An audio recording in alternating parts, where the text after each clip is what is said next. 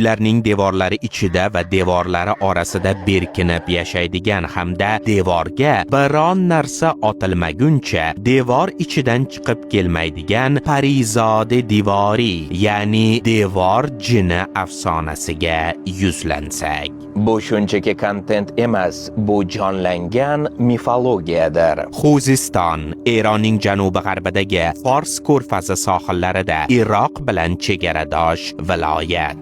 Bu qadimiy elam yurti va issiq tekisliklarni daryolar kesib o'tgan o'lkadir. Baxtiyoriylar esa azaldan Zagros tog'larida yashovchi, lur tilida so'zlashuvchi Eroniy xalq. Ularning ko'p urug'lari boy og'zaki ijod va qat'iy urf-odatlarni saqlab qolgan ko'chmanchi cho'ponlardan iborat bo'lgan. Aynan ularning tasavvurida Parizode divori nomli devor parisi, ya'ni devor jini yashaydi.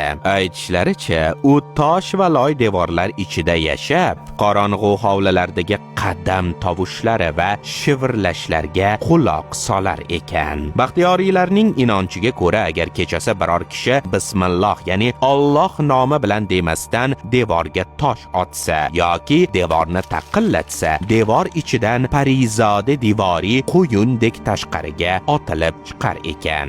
Atrofdagi soyalar darhol quyuqlashib, yoriqdan sovuq nigoh ko'rinadi va qo'rqqan odamning oldida xunuk, g'ayri insoniy qiyofa paydo bo'ladi. Parizode devori jarohatlamaydi, u faqat qo'rqitadi. Ammo bu jin shunday qo'rqitadiki, insonning yuragi tovoniga tushib, tizzalari qaltirab qoladi. Xuzistonda devorlar hamma narsani eshitadi. Devorlarning egasi, devorlarning ham qulog'i bor va kechasi sening tosh otishingga aynan kim javob berishini tekshirib ko'rish xavflidir, deya keksalar yoshlarga nasihat qilishadi. Albatta bu afsonadan boshqa narsa emas. Bu baxtiyoriylarning og'zaki ijodi xolos. Ammo mana shu afsonalarda urug', qabila va butun elatlarning o'tmish dunyoqarashlari yashiringan bo'ladi.